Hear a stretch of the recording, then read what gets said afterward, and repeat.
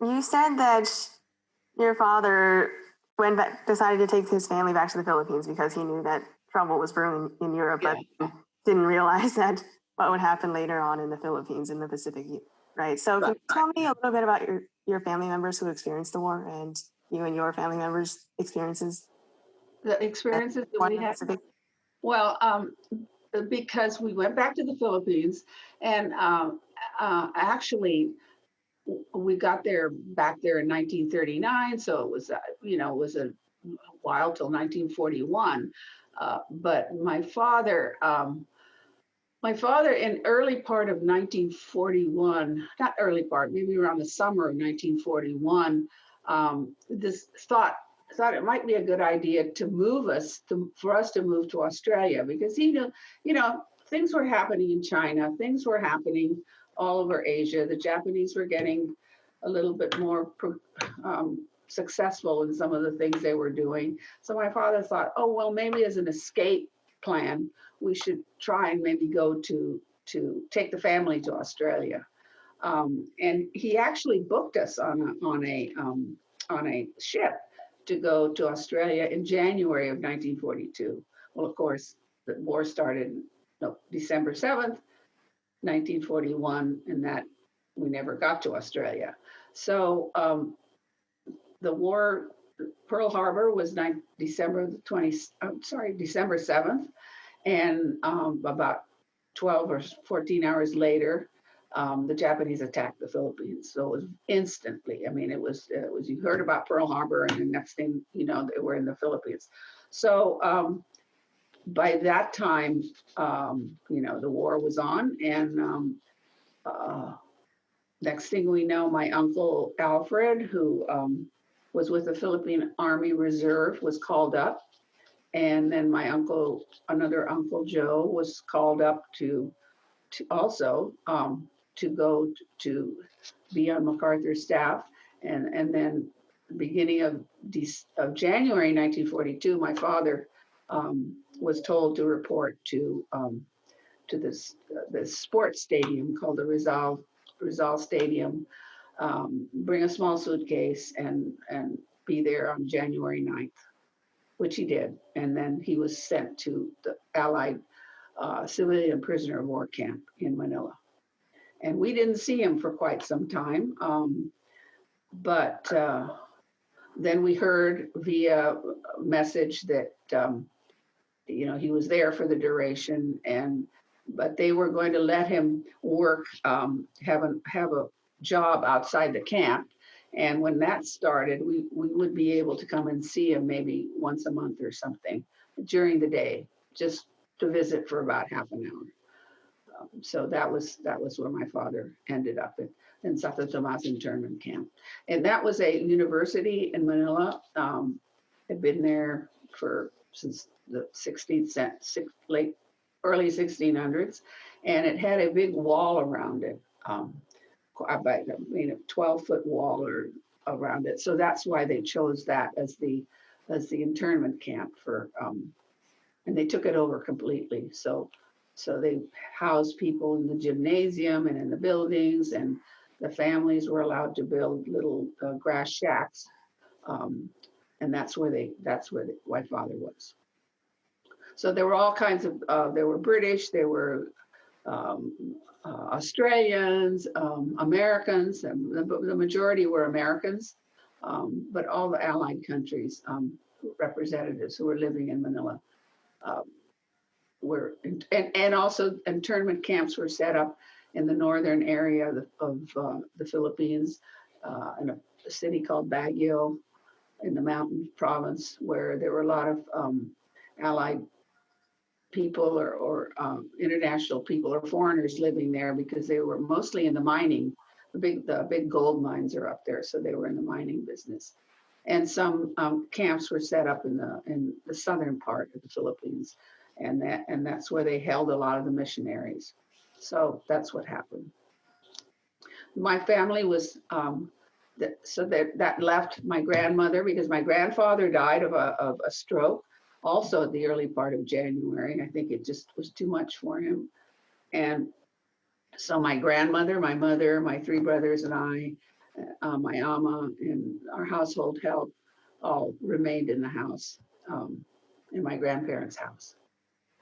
And we were about, I'd say, from our house to where my father was interned, it's probably, let's say, oh, I don't know, maybe 5 or 6 miles away, 10 miles, under 10 miles away. And you said that your grandfather passed away the January after Pearl Harbor, right? Yeah, January 3rd after Pearl Harbor. Right, yeah. He was not, whether he had some health issues, but it was a stroke that killed him.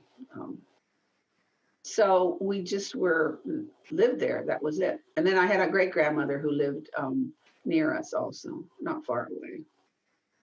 And other extended family, cousins and cousins, etc., who lived also in Manila. So we didn't see too much of them because during the war you weren't allowed to go anyplace. Those of us who had cars, there was no gasoline, so you couldn't drive your car. Mostly it was by walking or horse-drawn carriages that were public transportation like that. So no means of transportation to go visiting. A lot of the businesses were closed. The foreign banks were all closed. The hospitals, of course, were open. The schools all closed eventually. So that it was pretty hard living. Some of we didn't have grocery stores like we think of them now. We had markets we went to, and there was a neighborhood market called the San Andres Market that was sold everything. You could buy food there. You could, as long as the food lasted, and all sorts of things. So that's how we got our food. And it was within walking distance, so that was good. Yeah. Yeah. So the churches were open, the hospitals were open. My older brothers were taught by one of our neighbors was a retired professor. He actually was Austrian, and he started a little school for the neighborhood kids, and that's what that's where they went. And the school consisted of, with a biology class, you went around the garden and he talked about plants and animals, and it was rudimentary, but they attended that sort of outdoor class and people's gardens. So that's what happened. Yeah, and then can you tell me a bit about what happened to your family during the war, after your father was interned in the camp? What happened? I mean, how we? Yeah, what happened to the rest of you guys? Well, we just stayed home. We waited for my uncle Alfred. Oh, once my uncle Joe went to on MacArthur's staff, we had heard, of course, he was there, and then we heard about the Bataan Death March first of all, and we knew that Uncle Alfred was definitely part of there because he was fighting on Bataan, and so we waited for news for him for there, and then finally my grandmother heard that he was interned at a prisoner of war camp called Camp O'Donnell, which was about 50 miles north of Manila, and where those soldiers were taken who survived the death march. And so we knew he was there. We didn't know. And then Uncle Joe was in Corregidor, and then Corregidor was evacuated, and that fell to the Japanese. So we knew that he had left. He had gone to Australia, but that's all we knew about him. Uncle Alfred, because he was Filipino citizen, the Japanese government and the Filipino government at the time had made a deal where they would release all the Filipino prisoners of war from Camp O'Donnell and the other camps that were around there. They could go home. So that happened between around August to September of 1942. And that's when Uncle Alfred came home. And the others who were released went back to their provincial homes. And many of those men joined guerrilla groups. Most of them joined guerrilla groups. So Uncle Alfred came home to us, and he was very sick with malaria. During the time around June and July of 1942, before they were all released, there was a typhoid epidemic that went through the camps. And that was when my grandmother and some of her friends got together and found a doctor who had some anti-typhoid medicine. And they were able to go to the camps with this and somehow get it into the camps and get it to help some of the people who were affected by typhoid. So apparently they saved quite a few people, quite a few soldiers. So those are the things that were happening. And also at the time, my grandmother, who was very interested in agriculture and horticulture, she had worked at the botanical gardens, and she went there and bought a lot of seeds and came back to our house and planted a vegetable garden. And so because she knew that, we need it down the road somehow. So that's pretty much how people were existing. There wasn't much to do because there wasn't much to do. You stayed home and with your neighbors, and you interacted with your neighbors. And my mother and my aunt, some of the ladies would play mahjong. They'd get together and play mahjong every afternoon. And the men would get together also. They'd play poker. A lot of the men had radios. They were communicating or listening to broadcasts coming from San Francisco. So they would hear about what was going on in the rest of the world, because the newspapers that were still being published there were pretty much all propaganda. So you didn't believe anything that was said in the propaganda on which side? Oh, Japanese propaganda. Yeah, absolutely. Yeah. The things of, we're winning and you're losing and you're doomed, et cetera, all that kind of stuff. And then there were sometimes, as I said, people would come in the neighborhood, would come and visit. And they would go off and visit their friends, but within a small area, within walking distance. You didn't go far afield. So that it was the first couple of years, it was that way. Kind of quiet, not too much going on. Oh, and one thing that happened though was that my grandmother knew some friends. When the Japanese came into Manila, they took over a lot of private homes to house their officers, and some of my grandmother's friends lost their houses that way. So they would come and live with us for a period of time till they found other lodging. And so we had a lot of people like that. And so those are the kind of things that were happening. One incident was kind of interesting. As I told you, my grandmother was interested in gardens and agriculture and horticulture. And she, at the botanical garden, she had some men who helped her there who were from Japan. This was in the late 30s, because she was always doing something there. And when the war started, all of a sudden we had visitors, and two of the men who were working with her at the botanical gardens showed up dressed in Japanese military uniforms.